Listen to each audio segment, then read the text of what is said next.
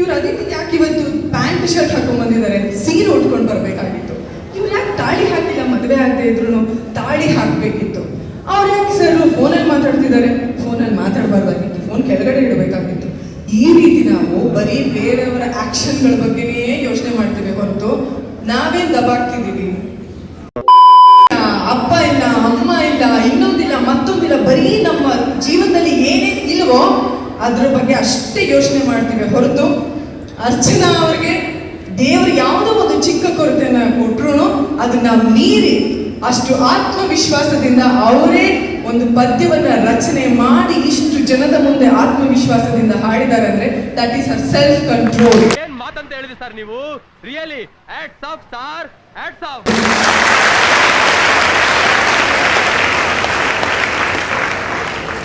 ಜೀವನದಲ್ಲಿ ನಾವಿಂಗ್ ಕುತ್ಕೊಂಡಿರ್ತೀವಿ, ಅಲ್ಲಿ ಅಂಕಲ್ ಹಂಗ್ ನಿಂತ್ಕೋಬಾರ್ದಾಗಿತ್ತು, ಹಿಂಗ್ ನಿಂತ್ಕೋಬೇಕಾಗಿತ್ತು. ಅವ್ರ ಮೇಡಮ್ ಹಿಂಗ್ ಕೈ ಕಟ್ಕೊಂಡಿದ್ದಾರೆ, ಅವ್ರು ಹಿಂಗ್ ನಿಂತ್ಕೋಬೇಕಾಗಿತ್ತು. ಇವ್ರು ಅದಕ್ಕೆ ಯಾಕೆ ಇವತ್ತು ಪ್ಯಾಂಟ್ ಶರ್ಟ್ ಹಾಕೊಂಡ್ ಬಂದಿದ್ದಾರೆ, ಸೀರೆ ಉಟ್ಕೊಂಡು ಬರ್ಬೇಕಾಗಿತ್ತು. ಇವ್ರು ಯಾಕೆ ತಾಳಿ ಹಾಕಿಲ್ಲ, ಮದುವೆ ಆಗದೆ ಇದ್ರು ತಾಳಿ ಹಾಕ್ಬೇಕಿತ್ತು. ಅವ್ರು ಯಾಕೆ ಸರ್ ಫೋನಲ್ಲಿ ಮಾತಾಡ್ತಿದ್ದಾರೆ, ಫೋನಲ್ಲಿ ಮಾತಾಡಬಾರ್ದಾಗಿತ್ತು, ಫೋನ್ ಕೆಳಗಡೆ ಇಡಬೇಕಾಗಿತ್ತು. ಈ ರೀತಿ ನಾವು ಬರೀ ಬೇರೆಯವರ ಆಕ್ಷನ್ಗಳ ಬಗ್ಗೆನೇ ಯೋಚನೆ ಮಾಡ್ತೀವಿ ಹೊರತು ನಾವೇನ್ ದಬಾಗ್ತಿದ್ದೀವಿ. ಇದು ಆಕ್ಚುಲಿ ಚೆನ್ನಾಗಿರೋದು. ನಾನ್ ಹೆಂಗಿದ್ದೀನಿ, ನಾನ್ ಸರಿ ಇದ್ದೀನ, ನಾನ್ ನಮ್ಮ ತಾಯಿಗೆ ಎಷ್ಟು ಸಹಾಯ ಮಾಡ್ತಾ ಇದ್ದೀನಿ ಬೆಳಗ್ಗೆ ಎದ್ದು, ನಾನ್ ನಮ್ಮ ಅಪ್ಪಂಗೆ ದುಡ್ದು ಸಹಾಯ ಮಾಡ್ಬೇಕು ಅಂತ ಏನೆಲ್ಲ ಓದ್ತಾ ಇದ್ದೀನಿ, ನಾನು ನನ್ನ ಫ್ರೆಂಡ್ಸಿಗೆ ಒಳ್ಳೇದಾಗ್ಲಿ ಅಂತ ಮನಸ್ಸಿಂದ ಎಷ್ಟು ಒಳ್ಳೇದನ್ನ ಬಯಸ್ತಾ ಇದ್ದೀನಿ. ಇದು ಬಹಳ ಮುಖ್ಯ ಆಗುತ್ತೆ. ನಾನು ಏನ್ ಹೇಳ್ತೀನಿ ಅಂದ್ರೆ ನಮ್ಮ ಸಮಯವನ್ನ ಬೇರೆಯವರ ಉದ್ಧಾರಕ್ಕೋಸ್ಕರ, ಬೇರೆಯವರ ಆಕ್ಷನ್ಸ್ ಅವ್ರು ಹಂಗಿರ್ಬೇಕಿತ್ತು, ಇವ್ರು ಹೀಗಿರ್ಬೇಕಿತ್ತು ಅಂತ ವ್ಯರ್ಥ ಮಾಡೋದ್ರ ಬದಲು ನಾನು ನನಗೆ ದೇವರು ಕೊಟ್ಟಿರುವಂತಹ ಸಮಯವನ್ನ, ದೇವರು ಕೊಟ್ಟಿರುವಂತಹ ಈ ಒಂದು ಸುಂದರವಾದ ಬದುಕನ್ನ, ಜೀವನವನ್ನ, ಯಾಕಂದ್ರೆ ಸ್ಪಿರಿಚುಲಿ ನಾವು ನೋಡಕ್ ಹೋದ್ರೆ ಅಧ್ಯಾತ್ಮದಲ್ಲಿ ಹೇಳ್ತಾರೆ ಎಷ್ಟೋ ಮಿಲಿಯನ್ ಏನು ಜನ್ಮಗಳಾದ್ಮೇಲೆ ಮಾನವ ಜನ್ಮ ಬರುತ್ತಂತೆ. ಎಷ್ಟೆಲ್ಲ ಅದೃಷ್ಟವಂತರು ನಾವು. ಇಂಥ ಜನ್ಮವನ್ನ ಬೇರೆಯವ್ರಿಗೋಸ್ಕರ ಯೋಚನೆ ಮಾಡಿ ಯಾಕೆ ವೇಸ್ಟ್ ಮಾಡ್ಕೋಬೇಕಲ್ವಾ? ಹೌದಾ ಅಲ್ವಾ? ನಮಗೋಸ್ಕರ ತಾನೇ ಯೋಚನೆ ಮಾಡ್ಕೋಬೇಕು. ಆಲ್ಸೋ ಮೊಬೈಲ್ ಎಷ್ಟು ಜನ ಹತ್ರ ಇದೆ?